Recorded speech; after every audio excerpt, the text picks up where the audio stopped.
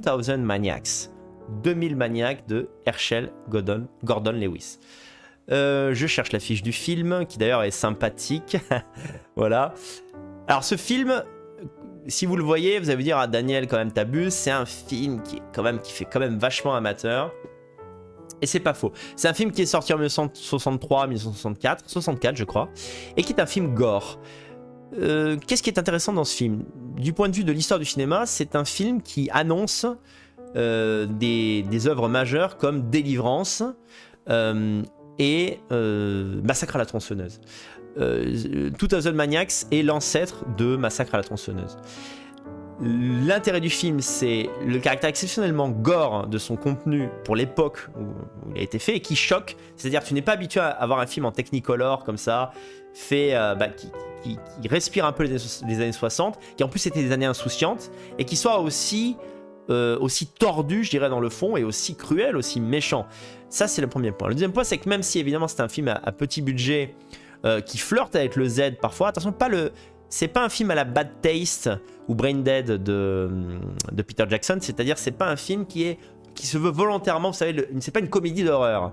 C'est pas une comédie d'horreur, c'est un film d'horreur. Simplement, à son insu, le film est parfois un peu ridicule parce que les jeux d'acteurs n'est pas bon en dehors des scènes d'horreur. En revanche, les scènes d'horreur, elles sont vraiment très bonnes. Elles sont vraiment excellentes et il y en a une en particulier qui m'avait marqué. Là, pour le coup, on est vraiment dans le souvenir d'enfance que je voulais partager avec vous.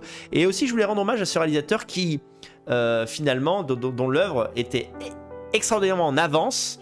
Voilà, il avait 15-20 ans d'avance sur la barbarie fictionnelle, évidemment, que les réalisateurs pouvaient s'autoriser, pourront s'autoriser ensuite dans les années 70-80. Donc en fait, il a eu vraiment des couilles et il a réussi avec un budget ridicule eh bien, à faire des films qui marquent et qui créent comme ça des images dans la tête des cinéphiles qui restent.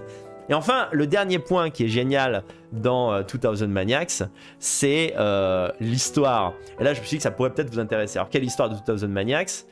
En fait, ce sont des citadins qui se rendent dans une ville et sur leur chemin, en fait, la route est barrée et il y a une déviation. Et cette déviation, en fait, elle est volontaire, elle est faite par le membre d'une ville, un habitant d'une ville, qui en fait veut les forcer à aller dans cette ville. Et quand ils arrivent dans la ville, eh bien ils se retrouvent dans une sorte de... Il y a une liesse incroyable. C'est un peu comme un jour de fête nationale. Donc là, c'est une image qui est tirée justement de cette scène. Ils comprennent pas ce qui se passe. Ils arrivent dans une ville dont ils n'ont jamais entendu le nom. Et en fait, c'est une ville remplie, vous voyez le drapeau là, de nostalgiques des sudistes, en fait, des confédérés. En fait, c'est une ville de confédérés. Bah, ils sont très bien accueillis au début, hein. On leur dit voilà, garez votre voiture, vous arrivez justement pour la fête, on fête le centenaire de je sais plus quoi, l'indépendance de la ville, venez ici, ça va être l'éclate. Alors au début ils sont pas très chauds, ils disent non mais on a prévu d'aller ailleurs, on est tombé un peu ici par hasard, vous inquiétez pas, on vous loge gratuitement, vous êtes nos invités spéciaux, etc. etc. Alors ce qui est surprenant déjà, c'est que autant que je me souvienne, les personnages sont pas trop choqués de voir des drapeaux confédérés partout. On voit qu'on est à une autre époque où même quand t'es un mec du Nord ou un citadin, on va dire, qui va considérer les mecs de Louisiane ou les sudistes un peu comme des bouseux, en fait, tu montes pas sur tes grands chevaux parce que tu vois le drapeau, ce drapeau-là, quoi. Donc déjà, aujourd'hui, c'est complètement inimaginable. Il y a eu un remake d'ailleurs de ce film, mais qui est assez naze, je dois dire, et qui n'a pas la fraîcheur et l'âme qu'avait celui-là. Et que se passe-t-il? En fait, qu'est-ce qui se passe? Il se passe qu'en fait, ces habitants, le titre du film dit tout du film en fait. 2000 maniaques. C'est les habitants de la ville. Ils sont 2000 et c'est des maniaques. Et donc l'histoire, c'est qu'en fait, ça on le comprend un peu plus tard, en réalité cette ville, c'est entre le film d'horreur et le film fantastique, parce que cette ville n'existe pas vraiment, ce sont des fantômes en fait. Ce sont des fantômes, ce sont des gens qui sont tous morts en 1864 et qui renaissent 100 ans après, à l'occasion du centenaire, pour se venger du camp du Nord qui les avait massacrés. Donc en fait c'est un film de vengeance. Ces habitants confédérés se vengent sur des mecs du Nord, quoi. Donc il y a à côté un peu, le film n'est pas raciste, en fait il n'y a pas de noir du tout dans le film, hein. Le film n'est pas idéologique, mais l'histoire est folle, quoi. L'histoire est folle, c'est des fantômes de la guerre Nord-Sud, donc des confédérés, qui vont se venger comme des brutes, voilà, des citadins et on va dire de cette Amérique qui a gagné à leurs dépens. Et le film est no limite dans la violence et tous les personnages sont fous, c'est ça qui est incroyable. Et quelques-uns, d'ailleurs je me souviens d'une nana qui est celle un peu qui séduit les mecs de la bande, là, des visiteurs. Eh bien, elle est elle est à la fois excitante et en même temps effrayante. Et le shérif également, qui joue, dont le métier est médecin, un médecin très particulier. Plutôt un boucher plus qu'un médecin, et qui en même temps est le shérif. Il joue excellemment. Et il y a tous ceux qui ont vu ce film. Et moi, franchement, je suis pas client du cinéma Z. J'aime pas du tout les films, on va dire gore. Gore pour être gore, j'aime pas ça. Mais il y a un truc dans ce film, il y a une musique au début, tu l'écoutes une fois, tu la retiens toute ta vie, comme dans Délivrance d'ailleurs. Et je sais pas si je vous invite à voir ce film vraiment, mais je voulais vous en parler ce soir parce qu'il est vraiment caractéristique de l'esprit du cinéma de quartier. 2000 Maniacs pour moi c'est... Et d'ailleurs je crois que Dionnet l'évoque dans notre entretien, il parle d'Herschel Gordon Lewis, et je voulais le remercier de m'avoir fait découvrir ce cinéma qui ensuite m'a ouvert à tout un cinéma on va dire très particulier vers lequel je serais pas forcément allé. Donc ça a été pour moi une ouverture vers quelque chose, mais il est tellement bavard qu'il m'en a pas laissé l'occasion. Mais c'est vrai que ce film m'avait marqué, et notamment une scène, attention, une image choquante.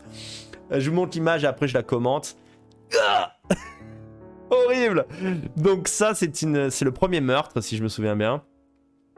Donc cette jeune femme c'était une des visiteuses, voilà. À gauche vous avez le type qui l'a embobiné, et ce qui est affreux c'est la manière dont ça se passe. Et cette scène m'a marqué énormément parce que telle qu'elle est montée c'est pas trop ridicule, ça accuse pas trop le poids des âges, et ça choque l'esprit. En fait, elle fait un rencard avec un des mecs de la ville, qui est assez beau et tout, qui se comporte plutôt bien au début. Et à un moment donné, ils sont au bord d'un ruisseau, et le gars, il sort un couteau pour lui montrer. Il dit, tiens, c'est un couteau, je me balade toujours avec. Elle est là un petit peu gênée, mais elle sait pas trop ce qu'il veut faire avec. Et puis, il lui dit, tiens, je vais te montrer comment on s'en sert. Elle avance sa main et tout, puis il fait une petite coupure sur le doigt. Et après, il dit, merde, t'es complètement malade, tu m'as coupé le doigt. Elle dit, oh, j'ai pas fait exprès, attends, je vais te soigner, etc. Puis il lui prend la main, il lui coupe il lui arrache le pouce.